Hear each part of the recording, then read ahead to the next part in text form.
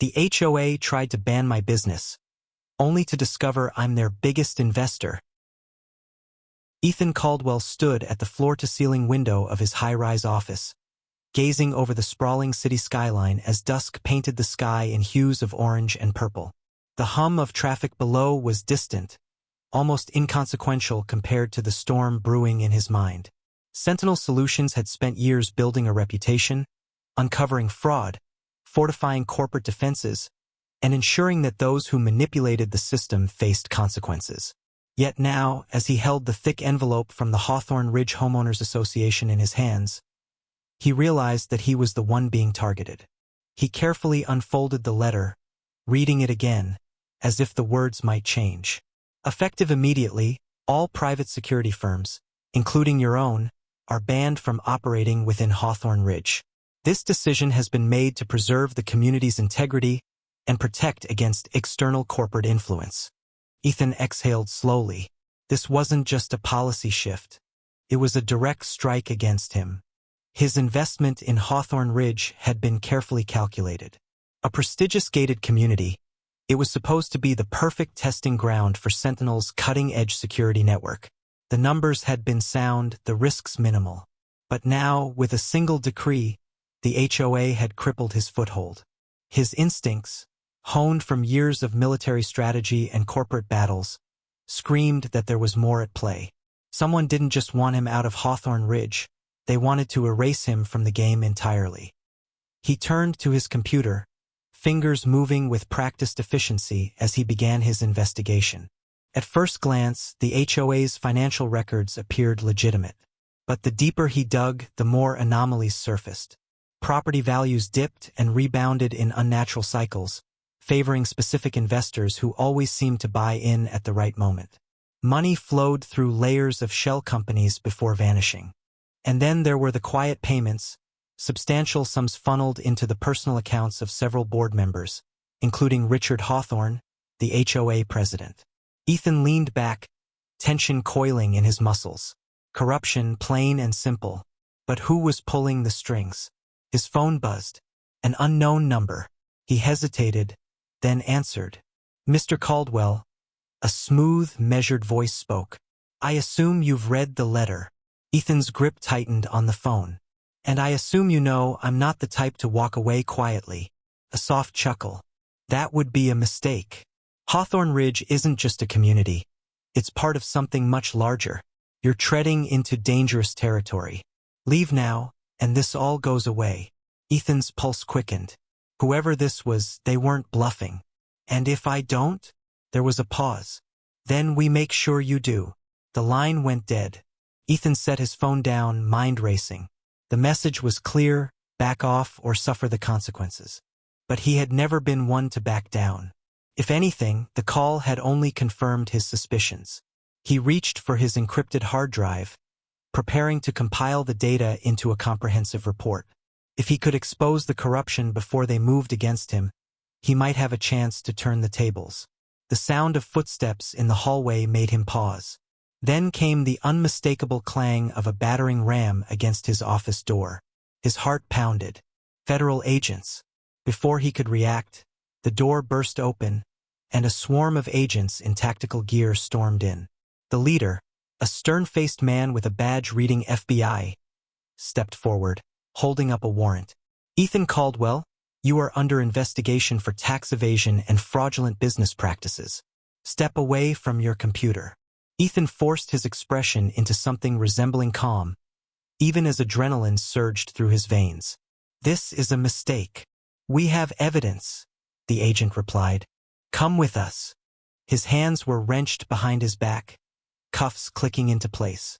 As he was led out of his office, past stunned employees, he realized the full extent of what was happening. This wasn't just a threat. It was war. Ethan sat in the interrogation room, the dim light casting long shadows across the metal table. Hours had passed since his arrest, but they had gained nothing from him. The charges were fabricated, that much he knew. The real question was, who had the power to pull this off? The door opened, and a familiar face stepped in. Richard Hawthorne. Not in a police uniform, not in an official capacity. just a man who knew he had already won. "Ethan," Hawthorne said smoothly, taking a seat across from him. "I warned you." Ethan met his gaze, refusing to give the satisfaction of anger. "So this is how you play. Frame me and hope I disappear." Hawthorne smiled. "You made it easy. When you start digging where you don't belong, people notice. Powerful people. You have two choices: sign over your shares in Hawthorne Ridge, or this investigation drags on indefinitely. Your company collapses, your assets are frozen, and your reputation is in ruins." Ethan said nothing. He knew the game, knew the type of men who played it. But he also knew one thing they didn't. He wasn't beaten yet. "I'll give you time to think," Hawthorne said, standing. "But not much." As the door closed behind him, Ethan allowed himself a small, knowing smile. Hawthorne and his people had made a mistake. They had underestimated him, and that was something they would regret. Ethan parked in a dimly lit alleyway, his hands gripping the steering wheel as his pulse quickened. He had spent years building his company from the ground up, ensuring that it stood independent of corporate influence. Now, in a matter of days, Titan Holdings had made him a fugitive in his own city. But they had underestimated him. He wasn't finished, not yet. Carter Hayes stood by the entrance of a rundown building, his stance relaxed but his eyes sharp. A former intelligence officer turned investigator, he had spent enough time in the shadows to know when he was being watched. And right now, the weight of unseen eyes pressed down on them. "You sure about this?" Carter asked, his voice low. Ethan stepped out of the car and shut the door quietly. He pulled a flash drive from his pocket and handed it to Carter. "They thought cutting off my resources would cripple me," he said. "They didn't know I had this." Carter plugged the drive into his tablet, his brow furrowing as he scanned the data. "Titan Holdings," he muttered. "I've heard the name before." "They're not just a real estate front," Ethan said. "They're dismantling independent businesses, seizing land through shell companies, and manipulating property values. And it's not just them. Government officials are involved." Carter exhaled slowly. "This isn't just about the HOA, is it?" Before Ethan could answer, the faint hum of approaching engines reached his ears. He and Carter turned in unison as a convoy of black SUVs turned onto the alleyway, their headlights cutting through the darkness like predatory eyes. "Move," Carter ordered. Ethan didn't hesitate. He sprinted toward Carter's car as gunfire erupted behind them. Bullets shattered the brick wall where they had stood moments before, dust and debris flying. Carter threw himself into the driver's seat, the engine roaring to life as Ethan dove into the passenger side. The tires screeched against the pavement as they sped into the street, the SUVs close behind. The chase carved through the city, headlights bouncing off rain-slicked roads. Ethan reached for his sidearm, rolling down the window. His hands were steady, his focus unshaken. He fired 3 times, aiming for the tires of the lead SUV. The vehicle swerved violently, crashing into a street lamp, but the others stayed on their tail. Carter took a sharp turn, narrowly missing a pedestrian bridge. "They're persistent," he muttered. Ethan reloaded. "Because they have orders to make sure we don't leave this city alive." The next turn led them into a construction zone. Carter didn't slow down, plowing through caution signs and scattering debris. Ethan spotted a narrow gap between 2 barricades. "Head for that opening." Carter adjusted course, flooring the gas. Their car barely squeezed through. The first SUV behind them wasn't as lucky. It slammed into the barricades, flipping onto its side. The second braked too late and crashed into the wreckage. Only one vehicle remained in pursuit. Ethan steadied his aim and fired. A single bullet punctured the windshield of their final pursuer, sending the SUV spiraling off the road. Carter didn't wait to see the aftermath. He took the next turn and disappeared into the night. Minutes later, they pulled into an abandoned warehouse. Carter killed the engine, and silence settled around them. "They're not just after you," Carter said finally. "They're tying up loose ends." Ethan exhaled, his breath fogging in the cold air. "Which means we're running out of time." He pulled out his phone and brought up a location. Hawthorne is meeting with Titan's executives in 48 hours. If we don't stop them now, they'll disappear underground. Carter leaned back against the seat, cracking his knuckles. Then let's crash the party. The meeting was set to take place at a private estate on the city's outskirts. Ethan and Carter spent the next day gathering intel, piecing together security details and access points. Titan Holdings wasn't just cautious, they were paranoid. Armed guards, surveillance drones, encrypted communications. Breaking in would take more than brute force. As night fell, Carter secured 2 fake security credentials, while Ethan accessed an emergency maintenance entrance. The estate was a fortress, its towering gates lined with motion sensors. They moved quickly, slipping past guards and avoiding security cameras. Inside, the estate was lavish marble floors, crystal chandeliers, walls lined with portraits of men who had built their fortunes on the backs of others. The meeting was underway in a private chamber, its doors guarded by 2 heavily armed men. Carter took position in a darkened corridor while Ethan moved toward the security panel. He worked fast, overriding the door's encryption while Carter took out the guards silently. Inside, Richard Hawthorne sat at the head of a long table, surrounded by Titan Holdings' top executives. Documents were spread out before them, blueprints, financial records, land acquisitions. Eliminate any resistance, Hawthorne was saying. By next quarter, we'll have total control. Ethan stepped forward. I wouldn't be so sure about that. The room fell silent. Hawthorne turned, his expression shifting from surprise to cold calculation. Caldwell, he said smoothly. I was wondering when you'd show up. Carter entered behind Ethan, his gun drawn. We have enough evidence to bring you all down. Hawthorne smirked. Do you? A door behind them burst open. Armed men flooded the room, their weapons raised. Hawthorne leaned back, satisfaction gleaming in his eyes. You didn't really think you were the only ones with a plan, did you? Carter and Ethan exchanged a look. They had expected resistance, but not like this. Take them, Hawthorne ordered. The guards moved in. Ethan acted first, flipping the table to create cover. Carter fired, hitting the nearest man before taking cover behind a marble column. Bullets tore through furniture and shattered glass.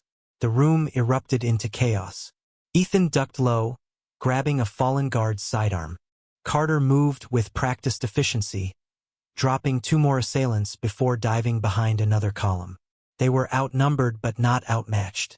Hawthorne slipped through a side door as his men fell, his footsteps echoing down the hall. He's running, Ethan called out.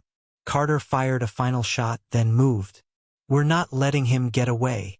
They pursued Hawthorne through the corridors, gunfire echoing behind them. The estate's alarms blared as reinforcements swarmed in. But Ethan had learned one thing about power-hungry men: they always had an escape plan. Hawthorne reached an underground garage, where a black sedan idled, its driver waiting. He turned just as Ethan caught up, a cold smile on his lips. You think you can stop this? Ethan leveled his gun at him. I don't think. I know. Before he could pull the trigger, the garage doors burst open. A convoy of black vehicles roared in. FBI. Carter holstered his weapon. Looks like we're not the only ones crashing this party. The game of shadows had just begun. Ethan Caldwell stepped into the grand entrance of the St. Regis, the golden glow of chandeliers casting a warm sheen over the polished marble floors. The murmur of conversation hummed through the opulent halls, where men in tailored suits and women adorned in designer gowns clinked glasses of champagne. On the surface, it was just another evening for the city's elite. But behind closed doors, a different kind of power play was unfolding, one that would determine the future of countless lives. Ethan adjusted his cufflinks, suppressing the unease curling in his stomach. He had spent years maneuvering through the highest circles of influence, but tonight was different.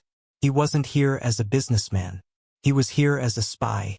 Slipping past security with a confidence that masked his apprehension, he made his way to the executive lounge on the top floor. A private invitation had granted him access, an invitation he had intercepted just hours earlier. Whoever had originally been meant to receive it was likely unconscious in a dark alley by now. As the doors slid open, Ethan took in the room with a glance. The lounge was designed for discretion, low lighting, soundproof walls, and the scent of cigars laced with quiet deception. Richard Hawthorne sat at the head of a long glass table, flanked by several high-ranking executives. Their conversation was already in motion. "The project is proceeding as planned," one of the suited men announced, his voice calm and assured. "Once the security system is fully integrated, we'll have access to real-time behavioral data on every resident. Law enforcement contracts will follow." Ethan kept his expression neutral, though his pulse quickened. They weren't just controlling property, they were engineering a full-scale surveillance network, one that would turn entire communities into controlled, monitored entities. Titan Holdings wasn't just building homes. They were constructing a digital prison. He shifted slightly, pressing a button on his cufflink to activate the recording device hidden inside. Every word spoken tonight would be evidence, another weapon in his arsenal against Titan Holdings. He just needed them to say one more thing, something irrefutable, something damning. But before he could inch closer, a voice cut through the air, one that sent a chill down his spine. "Well, this is unexpected." Ethan turned slowly, his stomach tightening as he locked eyes with Vincent Grayson, his lawyer, his supposed ally, the man he had trusted with his defense, his secrets. Grayson smirked, stepping forward. "Did you really think you could just walk in here unnoticed?" Ethan's jaw clenched. The betrayal was a slow burn, a realization sinking in like a knife twisting in his back. Grayson hadn't just sold him out. He had been working with Titan Holdings all along. Hawthorne leaned back in his chair, watching the exchange with mild amusement. "Caldwell, you've been a thorn in our side for too long." The moment the words left his mouth, Ethan felt the shift in the room. The air grew heavier. The doors had closed behind him. The guards had subtly repositioned themselves, their hands resting on concealed weapons. He was trapped. Ethan moved fast. He spun, shoving a nearby waiter into one of the approaching guards. The moment of chaos was all he needed. He grabbed a bottle from the bar, smashed it against the counter, and hurled it at the nearest guard's face. As the man stumbled back with a pained grunt, Ethan bolted for the exit. Gunfire erupted behind him. A bullet tore through a vase inches from his head, shards of glass raining down as he slammed into the emergency stairwell. The sound of pounding footsteps followed him as he descended, each floor flashing past in a blur. By the time he reached the underground parking garage, his breath was ragged, his heart hammering against his ribs. He yanked his phone from his pocket, fingers shaking as he read the message that had just come through. "Captured. Need backup. Carter." Ethan's mind raced. The Carter had been taken. It meant Titan wasn't just playing defense anymore. They were making moves. The evidence he had wasn't enough, not yet. Without Carter, there was no testimony, no insider account. This wasn't just about exposing the truth. This was about saving the only person left who could help him fight. Tires screeched behind him. A black SUV sped into view, headlights blinding. Ethan sprinted, barely diving behind a pillar as the doors burst open and armed men spilled out. No time to think. No time to hesitate. He turned, sprinting toward his own car, reaching for the pistol holstered under his jacket. The war had just escalated, and tonight he wasn't running anymore. He was fighting back. Ethan sat in the dimly lit hideout, the glow of multiple monitors casting shifting shadows across the walls. The air was thick with tension, the kind that settled deep in the bones. Carter stood beside him, his arms crossed, eyes scanning the scrolling headlines plastered across the screens. Every major news outlet ran the same damning narrative. Ethan Caldwell, from entrepreneur to fugitive, Titan Holdings had executed its smear campaign with surgical precision. Not only had they painted Ethan as a rogue operative turned violent extremist, but they had also manufactured evidence, feeding the public a carefully constructed lie. The latest blow came with a formal arrest warrant, charging him with attempted murder, a crime he had never committed. It was a complete fabrication, but in a world where power dictated truth, Titan Holdings controlled the rules of engagement. Carter exhaled sharply. This is bad. They're not just trying to discredit you, they're making sure you never walk free again. Ethan clenched his jaw. Then we make sure they don't get the chance. His fingers flew across the keyboard as he spoke. They think they own the narrative. That ends tonight. Titan Holdings had underestimated him. Though they had locked him out of his own company and stripped him of his official influence, they had overlooked one critical detail: his silent control over their network of subsidiaries. These smaller companies were the foundation of Titan's operations, and Ethan still had enough leverage to dismantle them from within. As he and Carter finalized the last stages of their counterstrike, an unexpected message flashed across the screen. The sender's name sent a surge of anger through Ethan's veins. Vincent Grayson, the very man who had betrayed him. Grayson's message was short and to the point. I can make this all go away. Immunity, safety, a fresh start. Meet me and we'll discuss. Carter scoffed. You really think he's offering a deal out of the kindness of his heart? Ethan's expression darkened. No. He's just trying to save himself. Grayson had been exposed as a Titan operative, and now, with public pressure mounting, his survival depended on making the right deal. Ethan's fingers hovered over the keyboard before he typed a response. No deal. The reply came almost instantly. Then you're making a mistake. Titan is bigger than you think. This fight doesn't end here. Ethan ignored the warning and refocused on the task at hand. If Grayson was afraid, it meant Titan Holdings was desperate. And desperate men made mistakes. The final strike, the time had come. Ethan and Carter had gathered every classified document Titan Holdings had tried to bury: financial records, illegal surveillance projects, off-the-books contracts. Now, they had one goal: expose it all to the world. The plan unfolded in two parts. First, Ethan used his shareholder privileges to access Titan's internal networks, freezing assets and exposing fraudulent transactions in real time. Simultaneously, Carter worked on the second phase, hacking into Titan's central servers to broadcast their darkest secrets to millions. The impact was immediate. Financial institutions severed ties.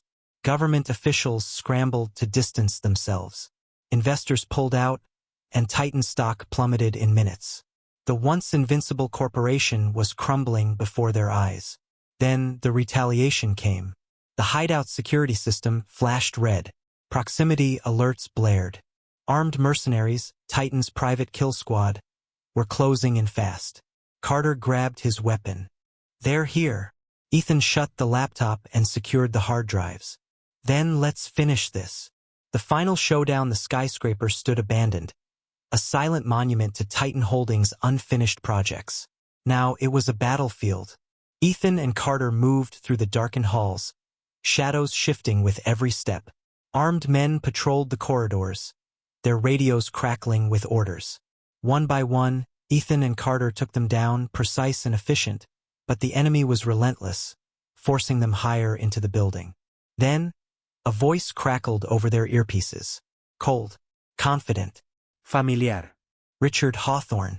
You really thought this would end with some leaked files? His voice carried an unsettling calm. You don't even understand what you've uncovered.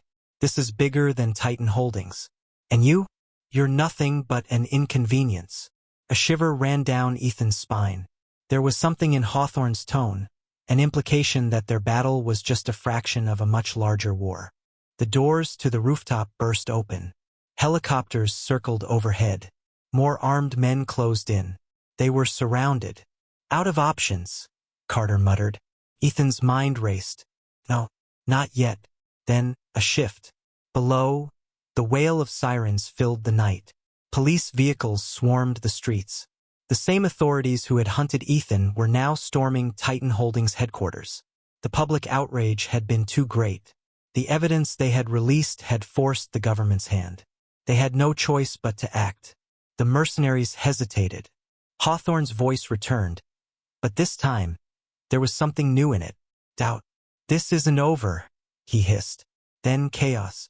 Hawthorne and his elite team vanished into the shadows, slipping away before law enforcement could reach them.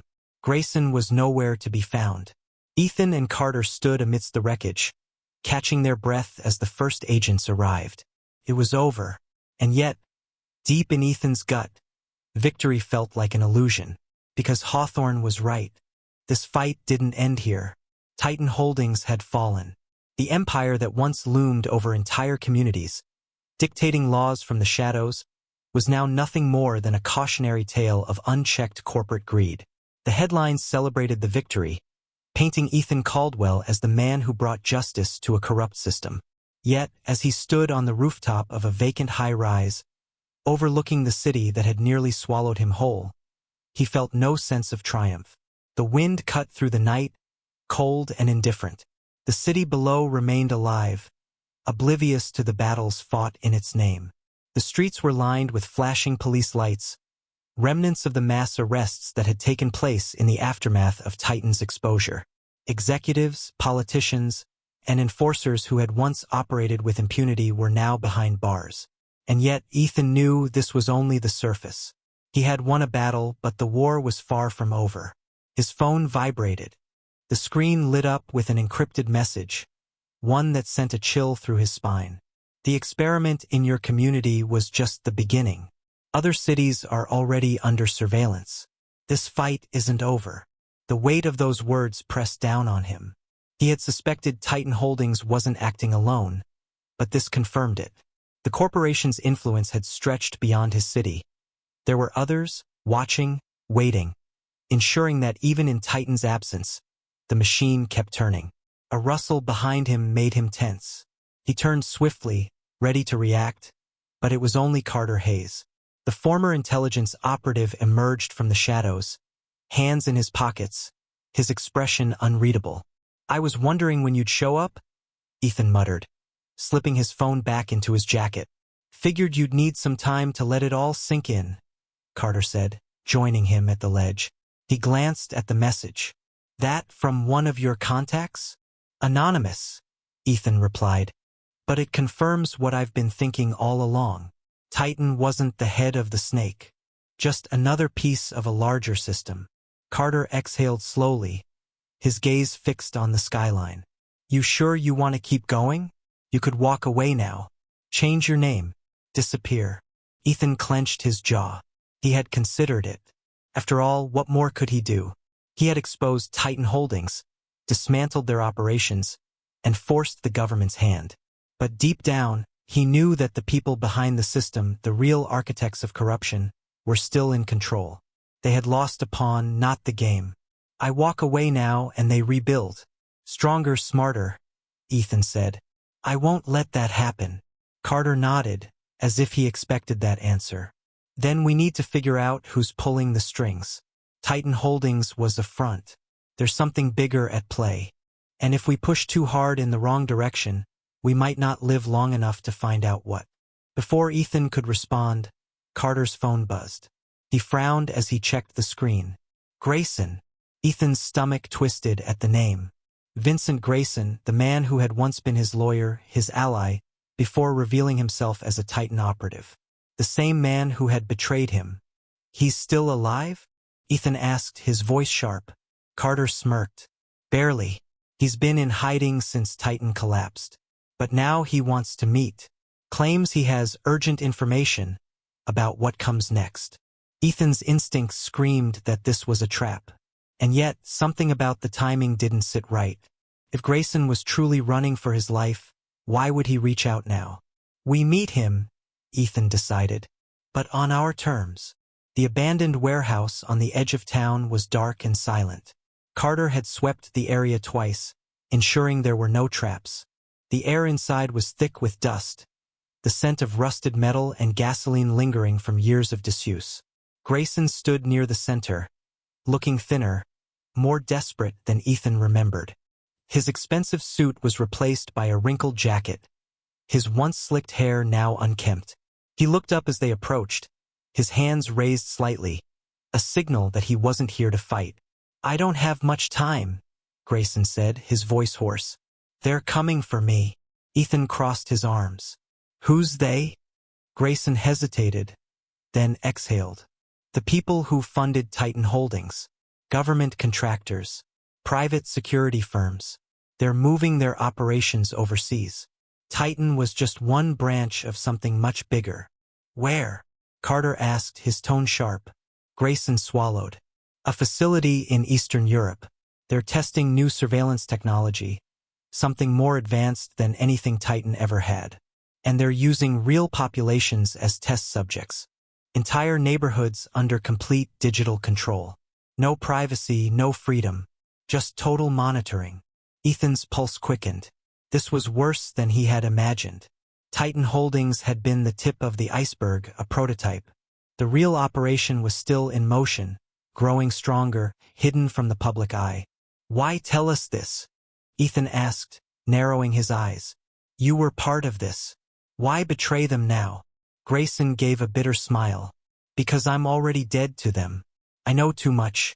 The only chance I have is to make myself useful to someone more dangerous than they are. Right now, that's you. Carter exchanged a glance with Ethan. It was a gamble, but the information was too valuable to ignore. Give us everything you have, Ethan said. And if you're lying, I'll make sure you regret it. Grayson nodded quickly, pulling out a flash drive. This has locations, names, encrypted communications. It's everything I could get before they cut me off. Ethan took the drive, his grip tightening around it. This wasn't over. It was just beginning. As they turned to leave, Grayson spoke again, his voice barely above a whisper. Be careful, Caldwell. You don't understand what you're up against. Ethan didn't answer. He didn't have to. He already knew. Later that night, back at their safe house, Ethan plugged the flash drive into a secured laptop. Lines of code scrolled across the screen, revealing locations across multiple continents. The web of corruption stretched farther than he had ever anticipated. Carter leaned over his shoulder. Looks like we just made some very powerful enemies. Ethan sat back, his mind racing. The fall of Titan Holdings had been a warning shot. But the real war was still ahead. He closed the laptop, exhaling slowly. He had a choice to make. He could take this information and disappear, leave it for someone else to fight. Or he could do what he had always done, fight. The choice was clear. Ethan stood, his resolve hardening. Let's get to work. The war had only just begun. Disclaimer. The story you just watched is fictional, created to explore themes of power, authority, and unexpected consequences. Its purpose is to entertain and provoke thought about the risks of making rash decisions without knowing who holds the real influence.